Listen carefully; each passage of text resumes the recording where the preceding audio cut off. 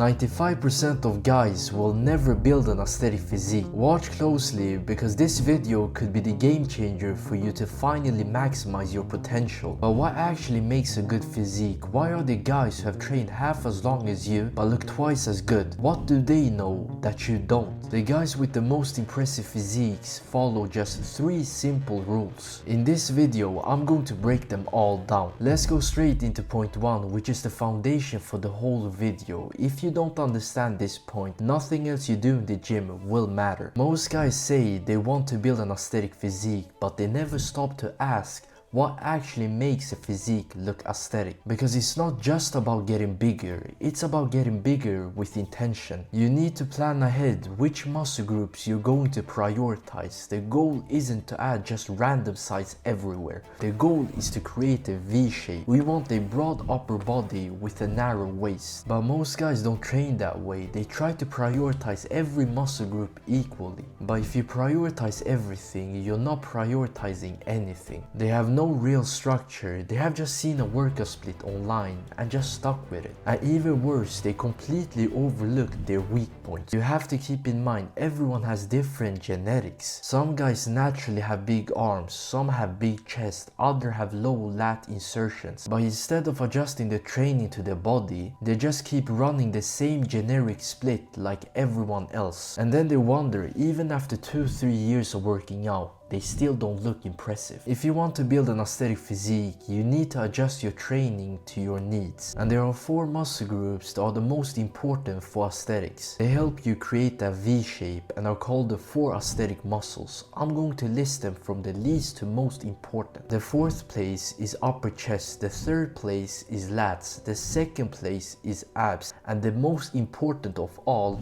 are your shoulders. These are the muscles that will make your physique pop out from the rest. Later on, I will tell you how to apply this to your training. Everyone has muscle groups that are underdeveloped or you have bad genetics on them. So what you need to do is you need to bring them up. This is how the top 5% build their body. They don't try to train everything evenly. They build around the muscles that matter and they fix the ones that are holding them back. Go stand in front of the mirror and take a hard look at your physique. Ask yourself, what are my weak points? Because if you want to reach the top 5%, you're going to need to change your workout split. Too many guys are running push-pull leg, and let me be clear, it's not a bad workout split, but it might not be the right one for you. You see, every workout split has its own advantages and disadvantages. And if your goal is to build an aesthetic physique, then your split needs to be tailored to that goal. The problem with push-pull leg is that you leave arms for last. On push you hit triceps last,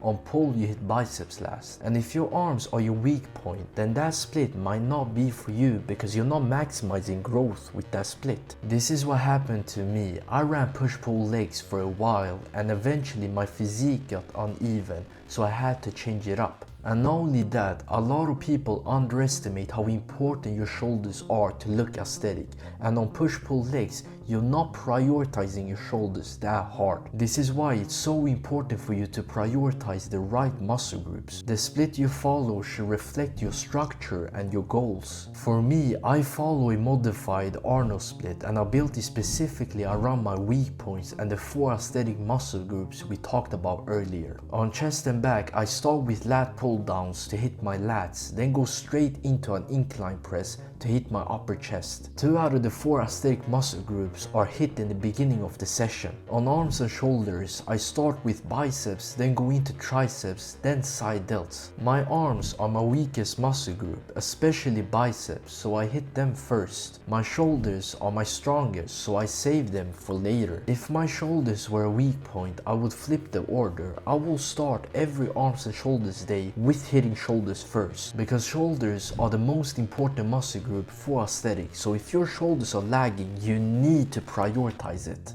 On leg and abs day, I rotate between both muscle groups. I might start with squats, then go into hanging leg raises, then back to legs with RDLs, then hit abs again with cable ab crunches. Even though this is not the most optimal for leg growth, I still do it because I'm prioritizing the aesthetic muscle groups. And here's a big secret for you. The best way to prioritize is not by adding more sets, it's by changing the order of the exercises. The earlier hit a muscle group, the more energy you have, which means that you will be able to train with more intensity. Now that you have identified your weak points, it's time to build your split around them. Let's go over some rules to creating a personalized workout split to bump you up to the top 5%. Rule 1. Write down the muscle groups you need to develop most. If one of your weak points is also one of the 4 aesthetic muscle groups, you need to prioritize that above everything else.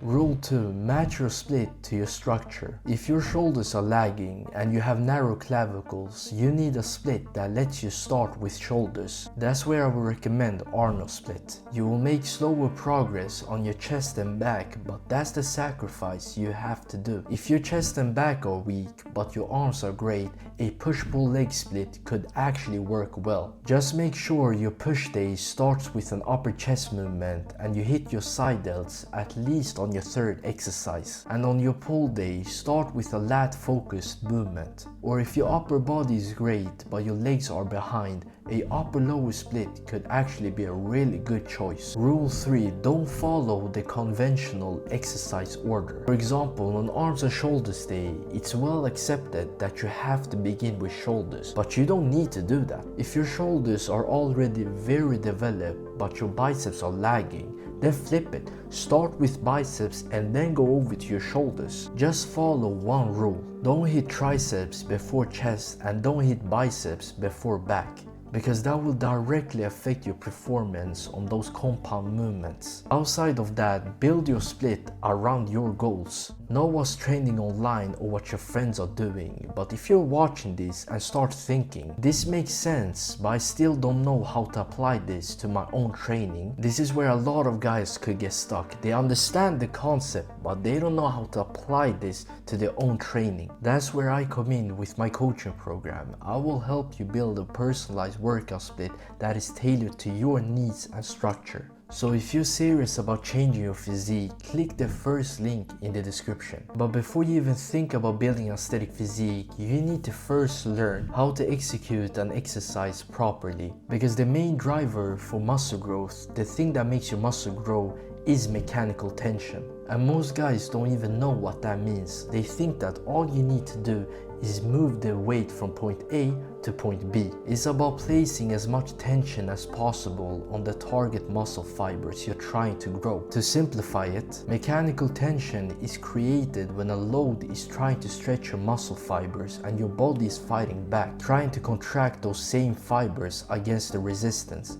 And the heavier the resistance, the more it tries to stretch the muscle fibers, and the more signals your brain has to send for your muscle to contract. And the closer you push to failure, the more intense that signal becomes. And over time, the brain learns the muscles need to be stronger, we need to grow. That's how hypertrophy happens. But here's the problem, most guys completely miss this because they're so focused on picking as heavy weight as possible. They sacrifice tension, they start using momentum, they cut their range of motion short, they let other muscles take over the lift, muscles that aren't supposed to be doing the work. And when you do that, you're lowering the mechanical tension on the muscle. Even though you push hard, you're not maximizing growth. That's why a lot of guys who train hard still look the same after years of working out. The goal of every exercise is simple: maximize mechanical tension on the muscle you're trying to hit. That means picking a weight that actually challenges you, but that you can control. Having good form and technique so the resistance is on the muscle you're trying to target. Taking it close to failure or all the way when it's needed. Controlling the eccentric so you don't use momentum. Doing full range of motion without cheating your form so other muscles don't get included. So it's a good idea to stop training with the goal of picking up the heaviest weights possible. You only maximize mechanical tension when you train for mechanical tension. This is how the top 5% trains differently from everybody else. And that's exactly why their physique look different,